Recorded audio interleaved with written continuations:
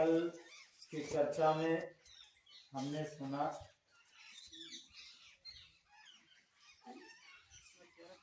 राम जी का नाम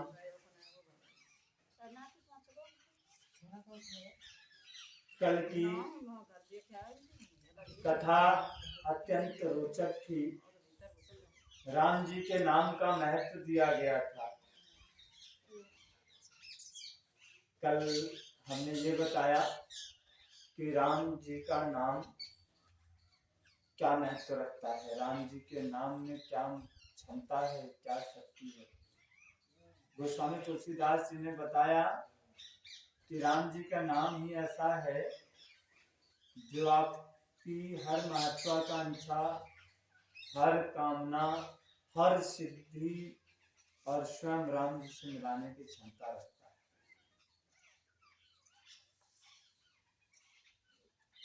कहते हैं कि ब्रह्म राम ते नाम बड़ वरदायक वरदान, रामचरित सतकोटि महं, लिय महेश जिय जान। गोस्वामी तुलसीदास जी महाराज कहते हैं कि राम जी का जो नाम है वह निर्गुण ब्रह्म, और वही ब्रह्म जो सगुण में राम जी के स्वरूप में आए हैं, इन दोनों से बड़ा है। निर्गुण और सगुण, क्योंकि कल भी हमने बताया इनका महत्व तब है जब हम इनको जानेंगे। जब तक हम इनको जानेंगे नहीं तब तक इनका कोई महत्व नहीं है। आपके क्षेत्र का कोई मंत्री हो, विधायक हो, कुछ भी, आप उसको शरीर से जानते हैं, देखा है, आप उससे मिलते हैं, आप उसके जानकार हैं, तो भी आप कहीं भी जाएंगे, आपके साथ तो हर जगह नहीं जा सकता वो, लेकिन उसका नाम जो निर्गुण है, अब आपने नाम तो लिया तभी तो लोगों ने जाना कि आप उनके संग हैं, आपका काम तुरंत हो जाता है। ऐसे ही उस निराकार निर्गुण ब्रह्म के उपासक भी बिना नाम के उसको भी नहीं जान सकते, और बिना जानकारी के उसकी भक्ति नहीं हो सकती, और बिना भक्ति के भगवान प्रसन्न नहीं हो सकते। बिना भाव के, भक्ति से भाव आता है और भाव से भगवान मिलते हैं। भगवान को प्राप्त करना है तो विश्वास का होना जरूरी है, जानकारी अर्थात नाम का होना जरूरी है कि आखिर हम उपासना किसकी कर रहे हैं, किसके प्रति हमारे मन में प्रेम है, और हम सामने खड़े हैं मगर हमारा नाम तक अगर किसी को नहीं पता है तो हम चाहे कुछ भी करते रहें, किसी को कोई फर्क नहीं पड़ता। यानी जिसको हमारा नाम पता है तो थोड़ी बहुत जानकारी हमारी रख सकता है, और जब नाम ही नहीं पता है तो हमारे बारे में क्या जानकारी होगी, हमसे कितना प्रेम होगा, कोई प्रेम मतलब ही नहीं बनता बिना नाम के प्रेम का। तो नाम का प्रभाव उस परम ब्रह्म परमेश्वर प्रभु श्री राम से भी ऊपर बताया गया है। दशरथ नंदन सगुण स्वरूप श्री राम से भी बताया गया। हे बाबा, तो दशरथ को नाम तो कोई जेबल ले तो भगवान कोई नाम है, तो भाई के पर भी नाम तो कोई ये को बनना ले, दशरथ नाम तो कोई ली ना। देखिए, ईश्वर हो या व्यक्ति, कर्म से महान बनता है। हम पिछली कथा में भी ये बात कह चुके हैं। और अक्सर 11 के सत्संगों में भी ये बात कहते हैं कि हमारे राम जी अपने कर्मों से हमको ये बताते हैं कि हमारे कर्मों ने हमको महान बनाया। चाहे महात्मा बुद्ध हो, उनको भी भगवान का अवतार कहा जाता है, चाहे भगवान श्री कृष्ण जी हैं, या जितने भी देव पूजे जाते हैं, ये सब अपने कर्मों से होते हैं। माँ के गर्भ से जन्म लेकर के जितने भी जीव इस सृष्टि में हैं, सब ईश्वर का अंश है। ईश्वर से भिन्न कोई नहीं है। और हम आप भी ईश्वर का अंश हैं। मगर अब दैत्य और देव में फर्क क्या है? फर्क हमारे कर्मों का है। हम अगर बुरे कार्य करने लगेंगे तो लोग हमें राक्षस कहेंगे, एक बुरा आदमी है, तो लोग हमारे बारे में बुरा कहेंगे। अगर हम अच्छे कार्य करेंगे, सद्मार्ग पर चलेंगे, लोगों से मीठी बात करेंगे, तो लोग हमें अच्छा कहेंगे, लोग हमारी पूजा करेंगे। हमने बेशक ये साधु का चोला धारण कर रखा है, लेकिन अगर हम गलत कार्य करेंगे तो हमारी निंदा होगी। अगर हम अच्छे कार्य करेंगे, सद्मार्ग पर चलेंगे, लोगों को अच्छे उपदेश देंगे, अच्छा मार्ग बताएंगे, तो ही हमारी पूजा होगी। तो हम पूजनीय हो सकते हैं, मगर कब? जब हमारे कर्म पूजनीय होंगे, जब हमारे कर्म श्रेष्ठ होंगे, तो ही हम श्रेष्ठ बन सकते हैं। कहा भी गया है, कर्म प्रधान विश्व रचि राखा, जो जस करहि सो तस फल चाखा। भाई, हमने पेड़ बबूल का बोया है, आम कहां से तोड़ सकते हैं? अगर हम अच्छा करेंगे तो अच्छे बनेंगे। तो जिसके जो कर्म थे, जैसे कर्म थे, वैसे ही उसकी पूजा होगी। तो हमारे प्रभु श्री राम जी का एक एक कार्य पूजनीय था। आगे कथा में आपको पता चलेगा कि उनके कर्म ही तो उनको भगवान बनाते हैं।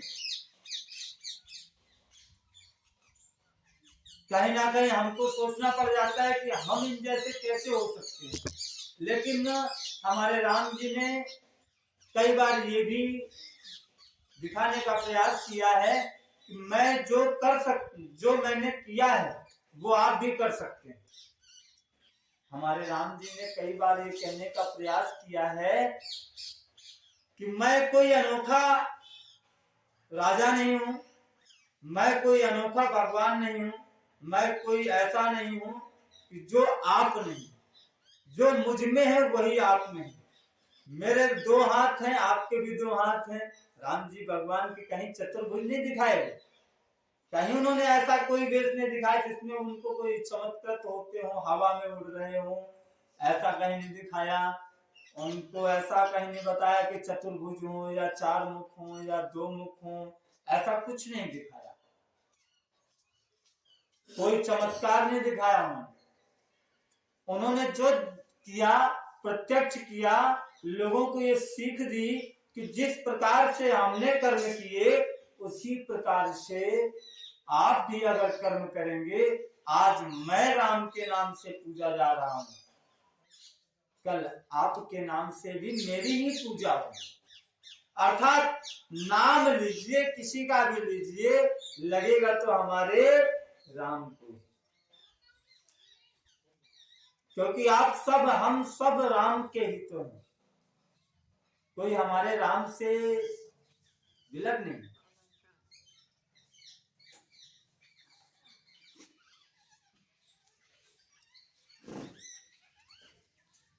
तुलसीदास जी कहते हैं कि नाम प्रसाद शंभु अविनाशी, साजु मंगल मंगल राशि। सुख सनकादि सिद्ध मुनि जोगी और नाम प्रसाद ब्रह्म सुख भोगी। कहते हैं कि हमारे महादेव सरकार है, भगवान भोलेनाथ, उन्होंने भी सिर्फ राम जी के नाम से ही, किसी से पूछिए कि हमारे भोलेनाथ किसका नाम जप करते हैं, तो सिर्फ उनको राम नाम ही प्रिय।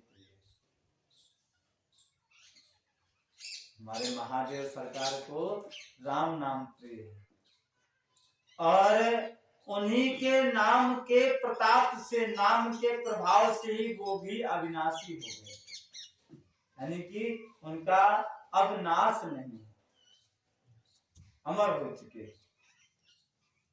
अमंगल वेश धारण करके रखते हैं, कहीं बिच्छू लटक रहा है तो कहीं सांप लटक रहा है तो कहीं कोई कीड़ा है, कहीं कोई कीड़ा है, और शरीर पर शमशान की राख लपेटे हुए हैं। तो अमंगल वेश है उनका, फिर भी लोग उनके दर्शन को तरसते हैं, फिर भी लोग उनके दर्शन को तरसते हैं, दर्शन को प्यासे हैं। काफी संत महात्मा हजारों वर्षों से तपस्या कर रहे हैं भगवान भोलेनाथ के दर्शन प्राप्ति हेतु।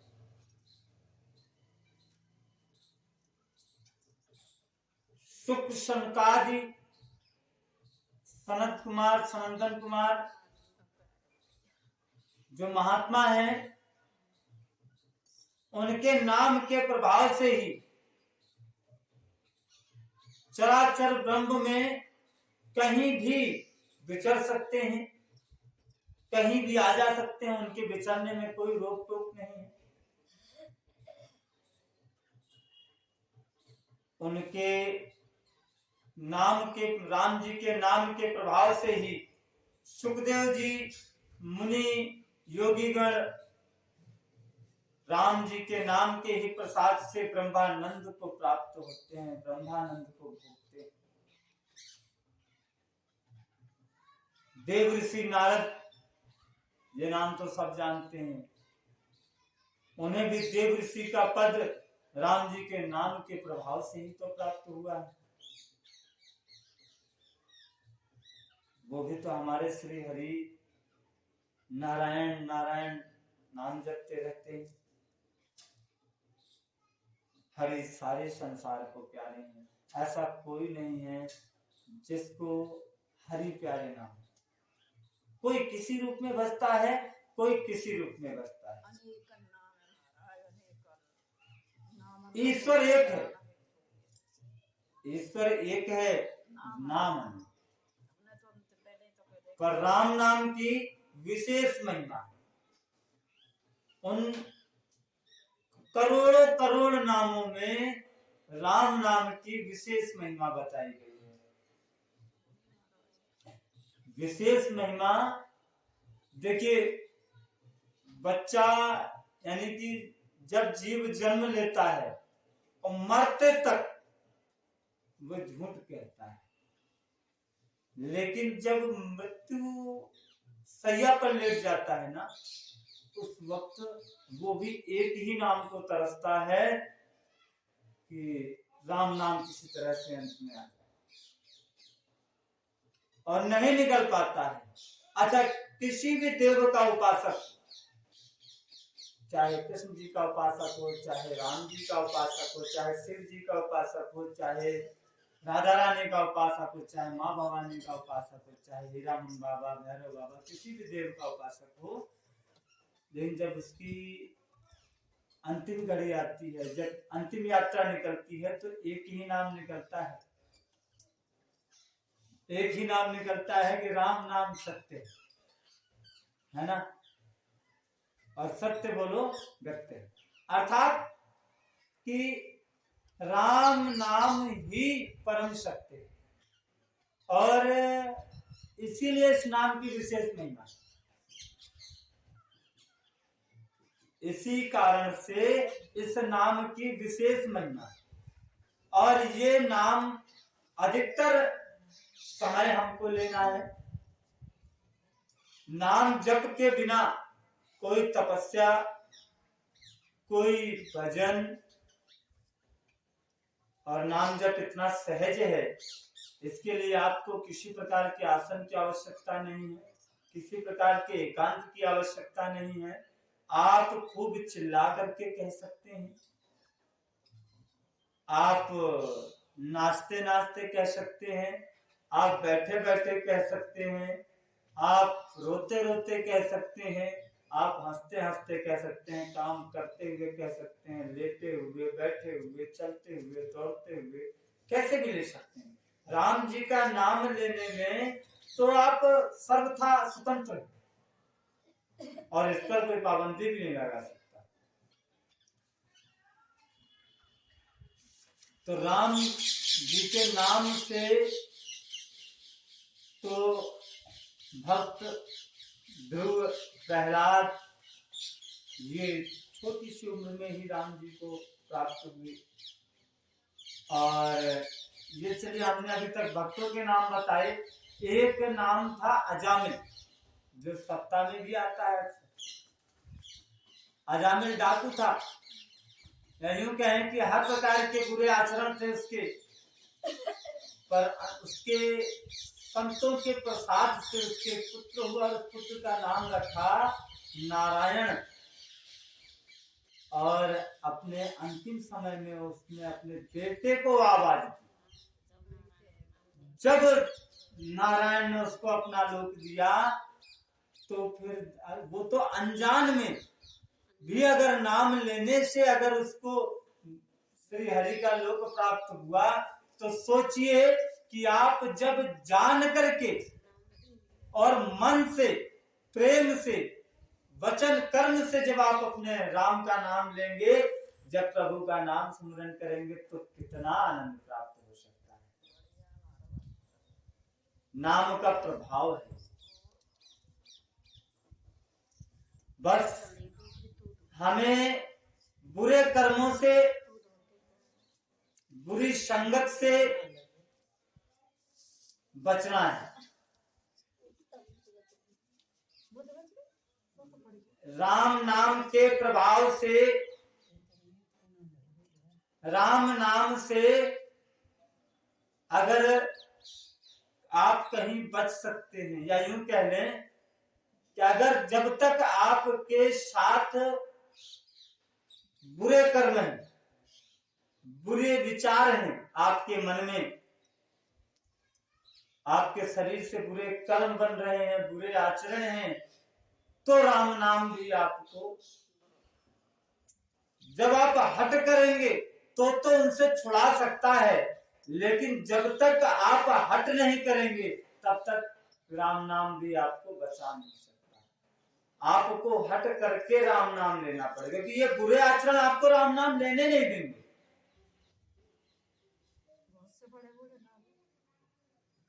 हमारे बुरे आचरण, बुरे सिद्धांत, हमारे बुरे कर्म, हमारे बुरे विचार हमको राम जी का नाम नहीं लेने देते। मगर जब हम हठी हो जाएंगे, कहते ना हठयोग, हम भी हठयोग के ही दम पर यहाँ बैठे, तो जब हम हठी हो जाएंगे, तब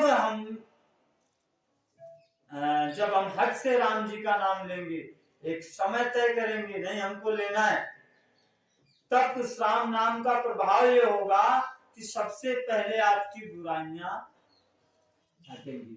राम नाम एक ऐसी मथानी है, राम नाम की मथानी के सहारे से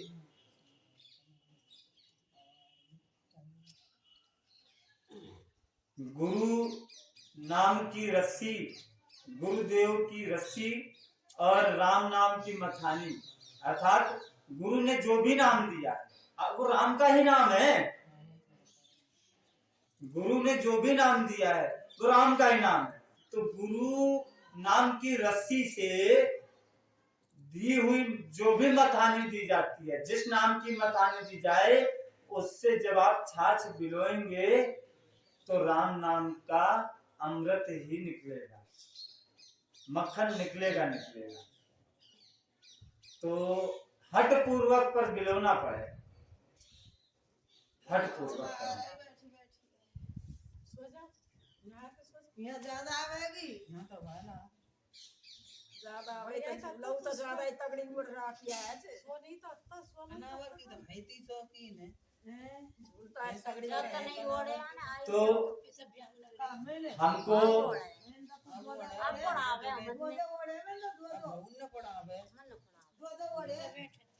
अपने संग से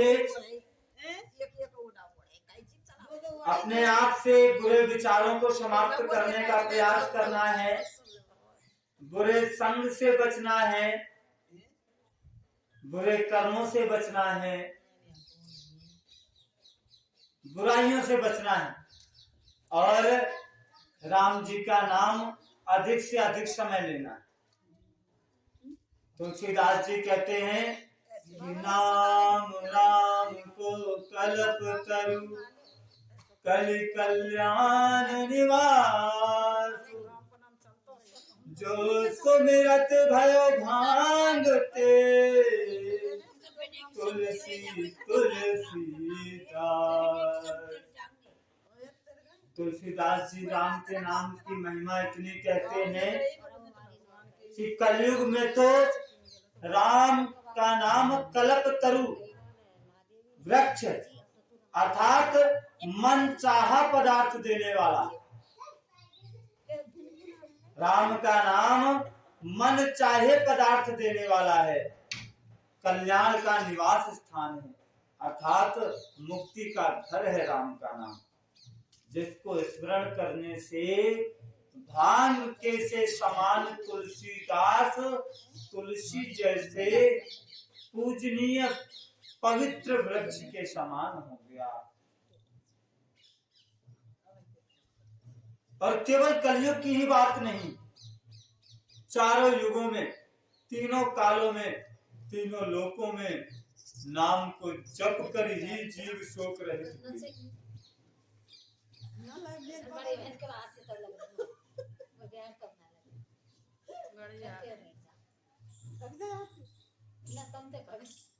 वेद पुराण और सारे संत भी यही बात कहते हैं कि समस्त पुण्यों का फल श्री राम जी में अर्थात उनके नाम में। आप जितने भी पुण्य करते हैं, आप धर्म करेंगे तो ही राम का नाम भी ले पाएंगे, आप धर्म नहीं करेंगे तो राम का नाम भी मुख से निकलना दुश्वार हो जाएगा, क्योंकि राम का नाम ही आपके मोक्ष का साधन है।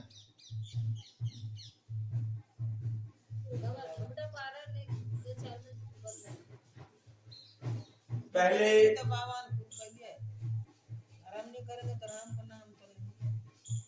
सतयुग में, पहले युग सतयुग में व्यक्ति ध्यान योग से अर्थात समाधिस्थ होकर के ईश्वर को प्राप्त करता।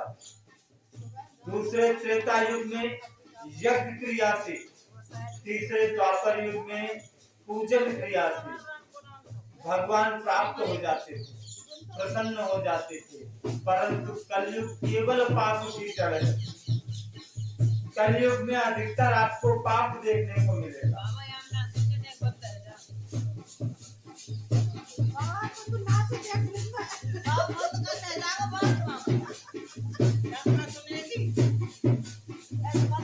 इसमें मनुष्यों का मन पाप रूपी समुद्र में मछली बना हुआ है।